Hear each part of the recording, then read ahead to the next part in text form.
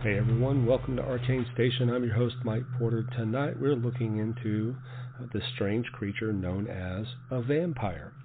Now vampires over the course of millennia have evolved in terms of how we represent them. Not necessarily perhaps the nature of vampires, but how we have interpreted them throughout humankind. What we don't have is any oral traditions really recorded about previous expectations or understandings of what vampires or vampire type creatures were. What we do know is that from a very early written record, there has been this concept of this parasitic, blood-sucking or essence-draining creature. So we can go all the way back to Mesopotamia. And this is 3000 to 1000 BCE. And they had a series of creatures that they thought were vampires. But the way that they looked at them was not as beings or people that have come back from the dead. What they thought a vampire was a demon or a spirit. Now, this is prior to Christianity, so the concept of a demon is just an evil spirit, right? They didn't have the word possibly for the demon, but what they did have is the understanding of an evil spirit. And so we can start off with Lalitu or Lilu. So these are night spirits associated with illness, infant death, and vitality depletion. So if there was ever a child that died unnaturally, let's say in the crib, then they thought that this was because of Lalitu or Lilu. So all of these are written, and it was written in cuneiform, and it's in the texts of Sumer, Assyria, and Babylonia.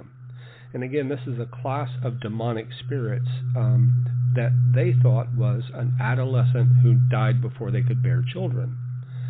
And many of these have also connected the Mesopotamian demon to Lamashtu, which is Lilu, Lalitu, and Lamashtu are all sort of the same thing. Now, later on, there's many connections that also tie her to the concept of Lilith.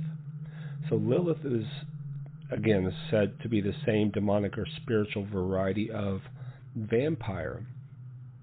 Now, Lilith was considered to be the first mate of Adam, and she was banished from the Garden of Eden for disobeying him. And they also said that she had the feet of birds. Now, there are some Appalachian and witchcraft from the Slavic regions that talk about these female beings that have the feet of birds. I believe Baba Yaga is one of those, and there's also a woman in white that's said to be seen in Appalachia. That's a witch, but when she raises her dress, she has the feet of birds. So this Lilith creature is, I guess, very similar to Lamashtu. But the distinction here is that Lamashtu had the head of a lion, the teeth of a donkey, naked breasts, and then a hairy body. Her hands were stained with blood, and she had long fingers and long fingernails. And again, she had the feet of a bird. And she was believed to feed on the blood of human infants and was widely blamed as the cause of miscarriages and crib deaths. So, very early on they had this concept about a life force draining entity, but they weren't very similar to what we have currently, which is more closely akin to a revenant. Now, a revenant is a corporeal body, a person who has died and then resurrects from the dead. So we're moving into ancient Greece and Rome, and we're getting really a little bit like a step closer to our concept of vampires. And we have this creature or a person called Lamia. And Lamia was a beautiful queen of ancient Libya who had an affair with Zeus. So it was a woman who had an affair with a god. And My feeling on this is that the ancient gods of Greece and Rome were actually fallen angels and part of the Mount Hermon thing that took place, where the sons of God and the daughters of man created a contract. So basically what they were trying to do is find a loophole in the contract that man holds dominion over the earth, and they wanted to have some jealousy around that, and they wanted to ensure that they also had dominion over earth, and they were trying to find a loophole by having children with human women. So therefore, technically, by marriage, they had the contract to allow them to also have dominion over earth. But that's another story for another time. So Lamia had an affair with Zeus and gave birth to his children. And upon hearing of Zeus's indiscretion, Hera robbed Lamia of her children. Now, we don't know through fable or mythology or whether or not she actually kidnapped them and hid them away or just killed them, or if she even forced Lamia to kill them. But the loss of her children drove Lamia insane, and she began hunting and devouring other people's children. So it was either because of her anguish, or she just went mad and became a cannibal. We don't know. But she transformed into this horrific creature. But what Zeus did, because Hera cursed her with insomnia and the inability to close her eyes, so she would constantly just be in grief. But Zeus gifted her the power of prophecy, and the ability to take her eyes out and then reinsert them so she could have some rest, I guess. It's a strange bit of mythology, but that is one concept of a vampire type creature, where she was killing and devouring other people's kids. So not necessarily blood sucking, but the taking of a life force.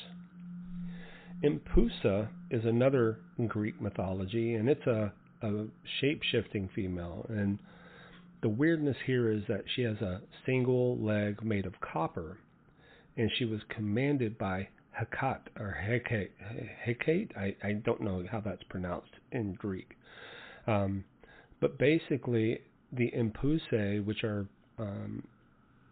a series of creatures, a category of phantoms or specters, and basically very similar to Lamia, would seduce and feed on young men instead of killing children. So there's this, again, consumption of youth and a consumption of the body.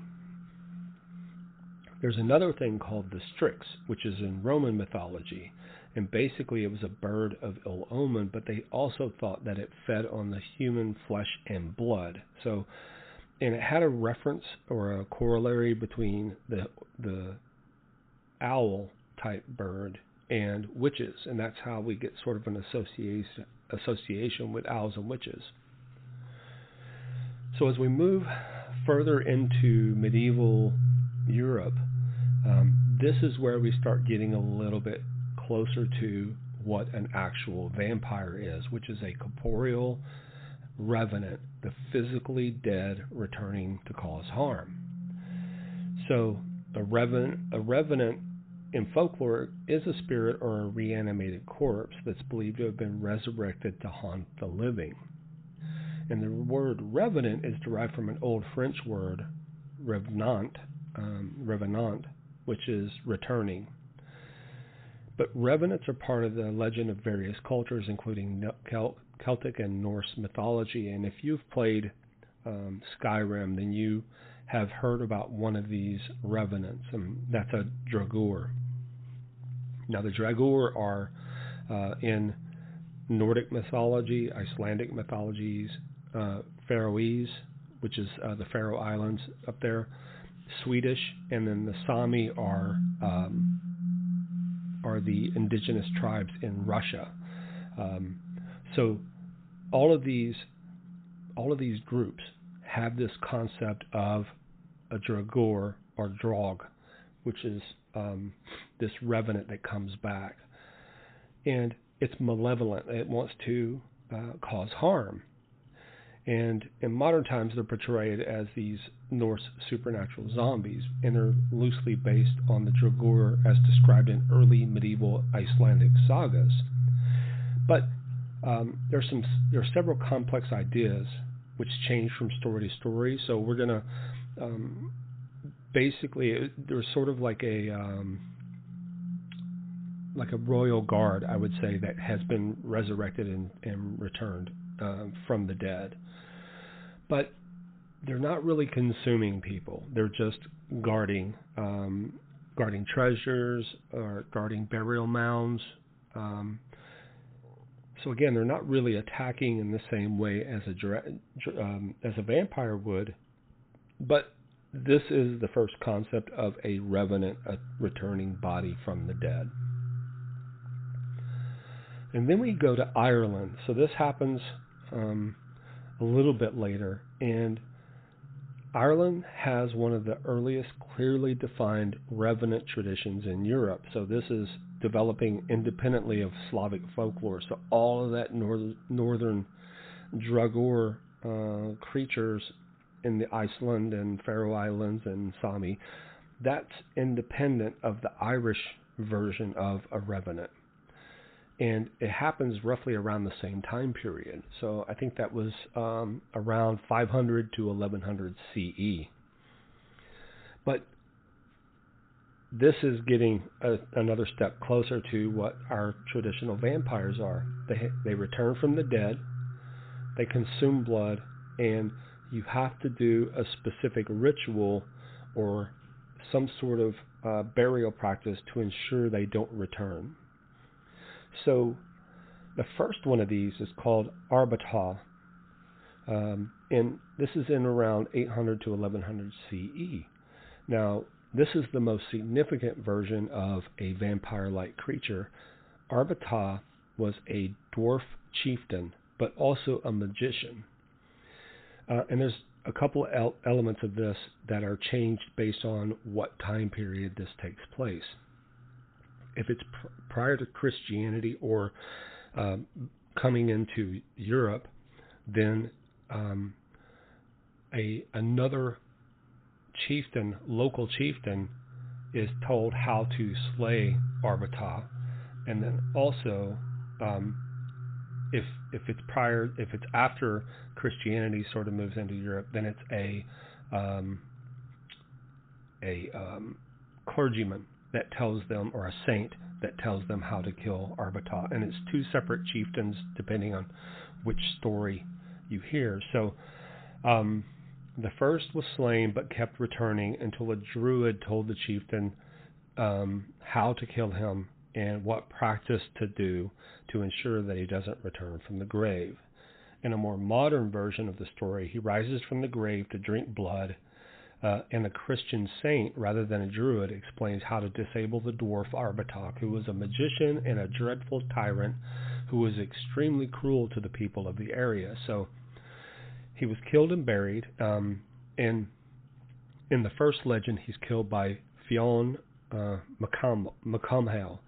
In the second one, he's killed by Chief Cathane. And he returns physically from the grave, so it's that revenant concept. He demands blood from the living, and repeated killings failed to stop the activity until this very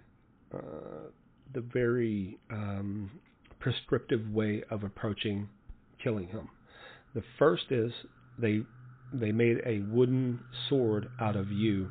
Yew is a type of tree, Y-E-W.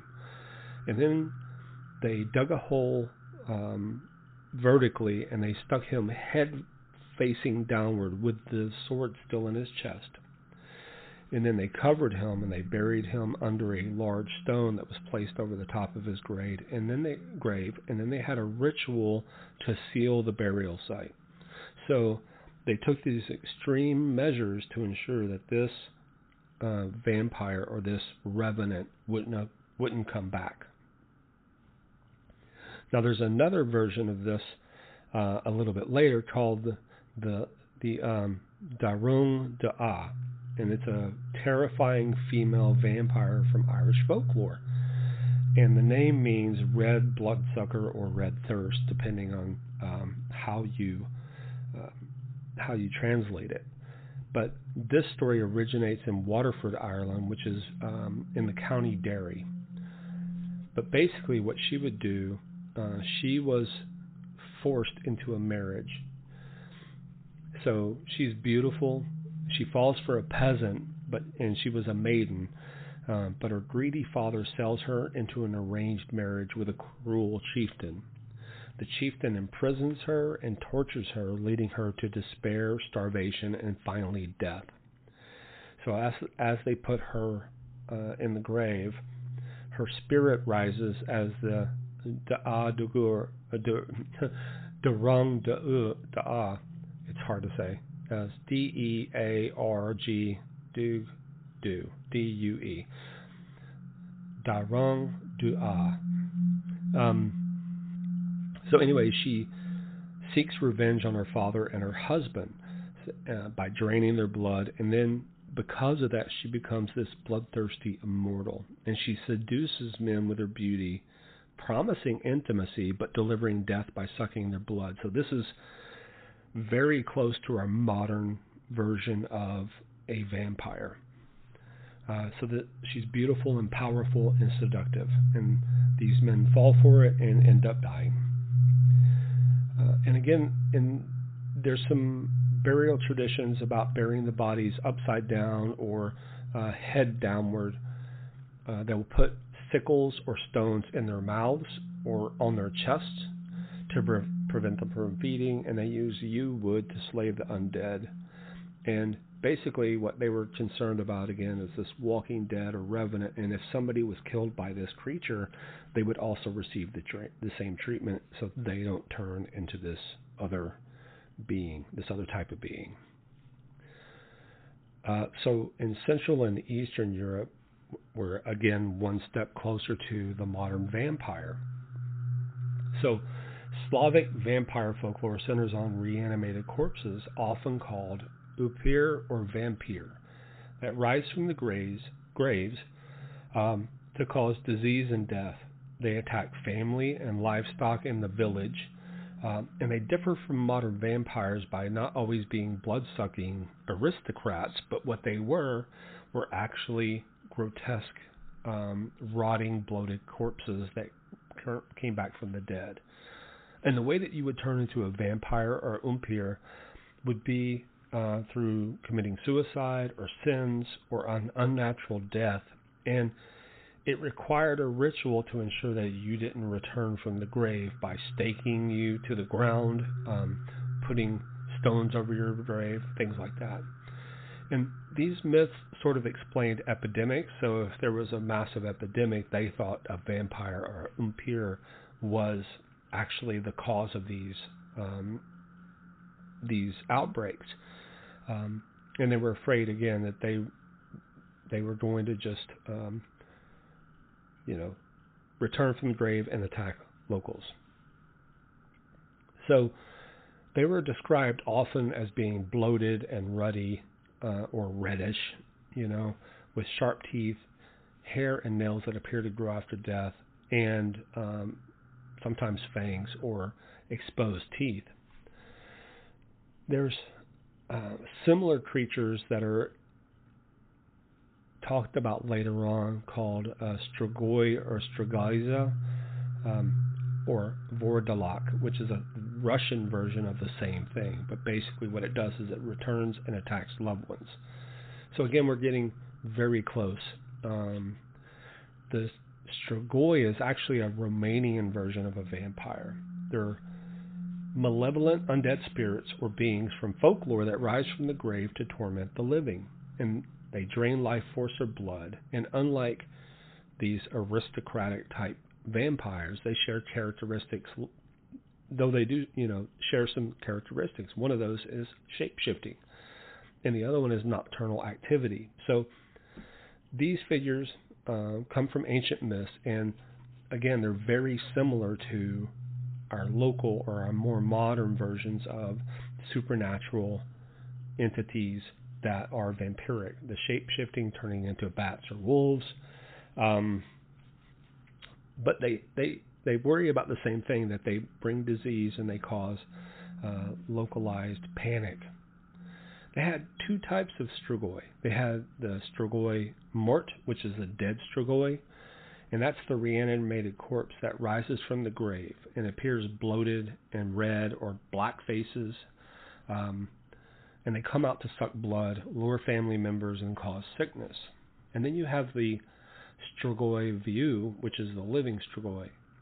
And these are cursed individuals with two souls or hearts who would send their spirits out at night to prey on others, becoming more dangerous after death. So it's kind of like a out-of-body experience, but your spirit was actually attacking people. There's a third type, which is not exactly the same as a vampire. It's called a prikolitsi, which is a werewolf-type strigoi. And, it would cause harm after death also.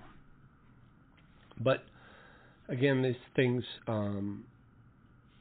the strigoi comes from a Latin word called striga, which means owl and witch. So that's that connection to the previous element that's talking about witches and owls. So they, like I said, they can shapeshift into animals like bats, wolves, and owls. They could become invisible. They can possess the living and project their souls into other people's bodies. They would drain people's vitality through psychic means or blood-sucking. So they have this power over the mind. And there's a bunch of global parallels. There's some in China, in India, in Africa. There's actually, Africa is so massive, they have West African vampires, East and Central African vampires, Southern African vampires, and Madagascar vampires. So they all have very different abilities, and they're seen in different ways.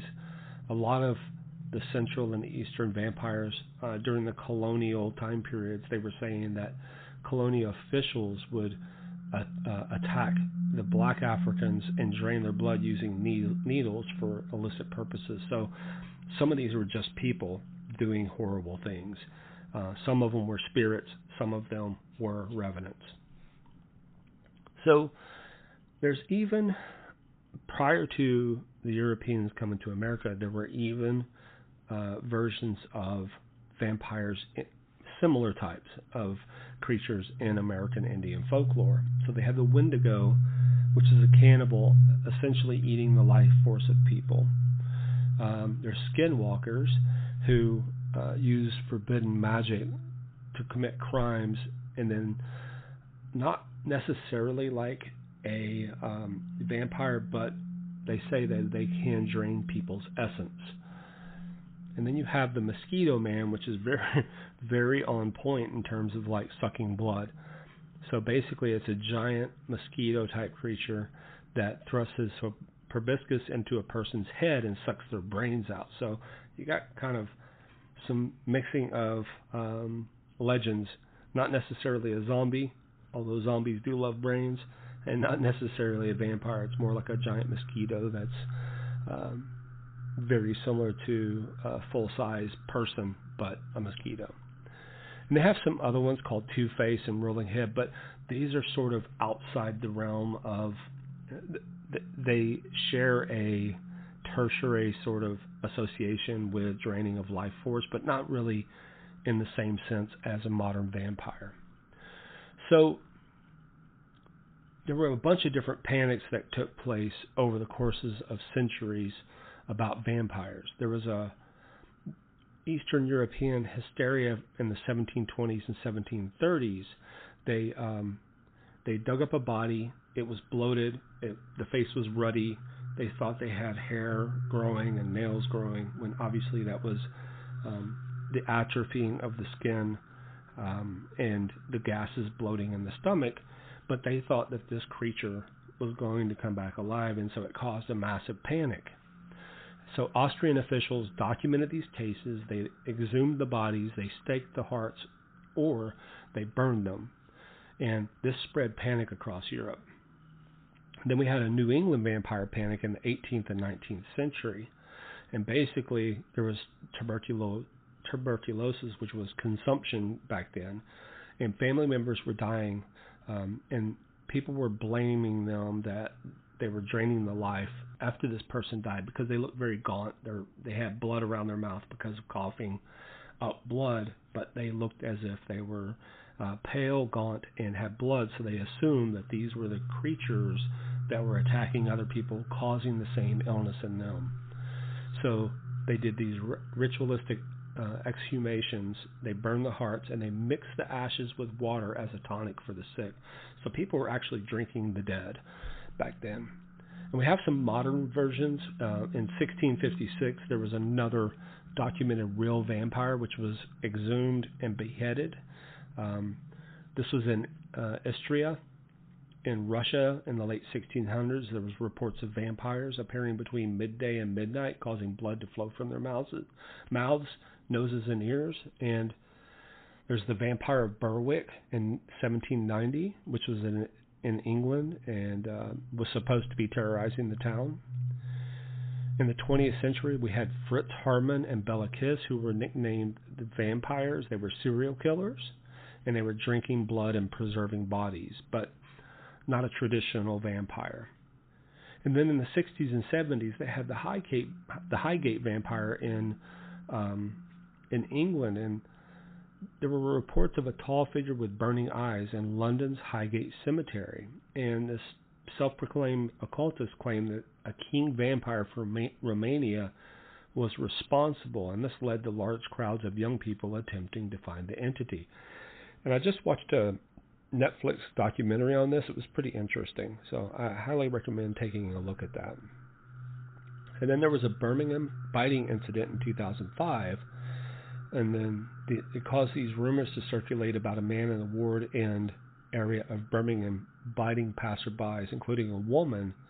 The police dismissed this as an urban legend, but because he was never found, but somebody reported it.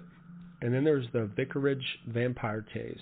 And again, while not true vampires, it was a group of men conducted a harassment campaign against a vicar who they thought was a vampire. And they did things like howling in the nearby graveyard and stuff like that. So people were going a little crazy. Now there's some medical and natural explanations for why people thought people were vampires. One of these things is porphyria, which is a vampire disease. And this causes sun sensitivity. So if you go out in the sun, your skin would burn and blister and cause lesions. Fangs would happen. So acute attacks of porphyria causes the skin to shrink and the gums to recede, making the teeth look much longer. Their urine was red or brown. So this was caused by a buildup of porphyrins, which can cause that coloration in the urine. And this sort of fueled myths that people thought that these people were drinking blood to replenish their own. And they also had a garlic aversion. There's a high sulfur content in garlic that can trigger attacks of porphyria, which leads to severe pain. Another medical thing that could be responsible for the concept of vampires is rabies. So this is a virus that's often transmitted via animal bites, and it's believed to explain the aggressive, bloodthirsty nature of vampires. So in rabies cases, they become aggressive, and they cause biting behavior. And this is because it infects the nervous system, and it causes extreme agitation, hallucination, and that biting behavior. They also have an aversion to water, so there's hydrophobia. They fear the water, which mirrors myths about vampires being unable to cross running water. And they're foaming at the mouth, and these muscle spasms can lead to this saliva buildup, appearing as a bloody froth. during the 19th century, we had tuberculosis, and I talked about this before, but TB was blamed for the wasting away entire families, believing that the first one that died was preying on the survivors. The victims always became pale, thin, and physically weak, as if their life force was being drained, and the destruction of lung tissue caused the coughing up of blood, which made them think that these people were drinking blood. There's pellagra, which is a deficiency of niacin, and basically that causes sensitivity to sunlight, severe skin dermatitis, and dementia. And then there was plagues and epidemics. Now this would take place during the Middle Ages or the Dark Ages, and it was the bubonic plague, which caused rapid deaths and gruesome physical changes, including lesions, which led to panic and the belief that the dead were returning as vampires.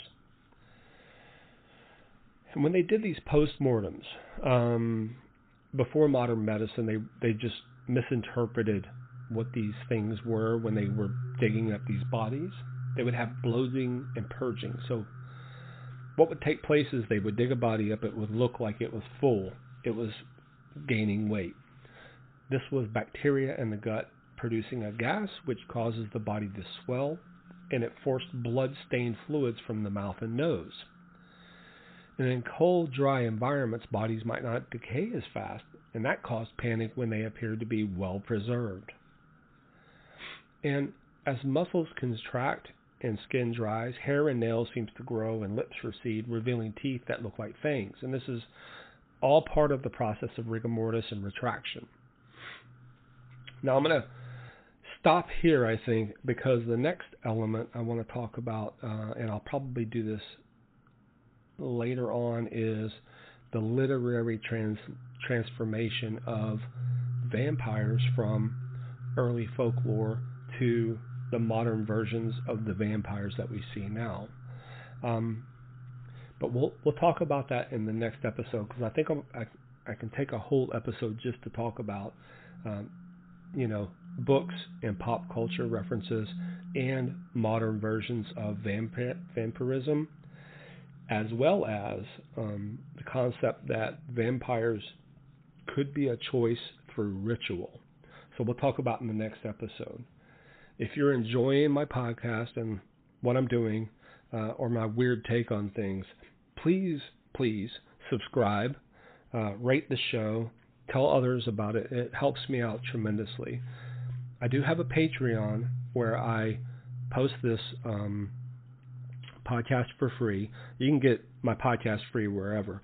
But I also do other things on my Patreon. I'm writing a book, which I supply chapters of as I go along, either 1 or 2 a month. It depends. May even be 3 if I get further along. And I also have a shop that you can buy hats and weird stuff that I sell. I make myself and then I sell. But I would really appreciate your support. That would help me do this full time as opposed to trying to get this done weekly. I could probably spend way more time doing this if I was doing this full time. All right. You have a wonderful night. I look forward to seeing y'all next week when I do part 2 of vampires. Have a good night.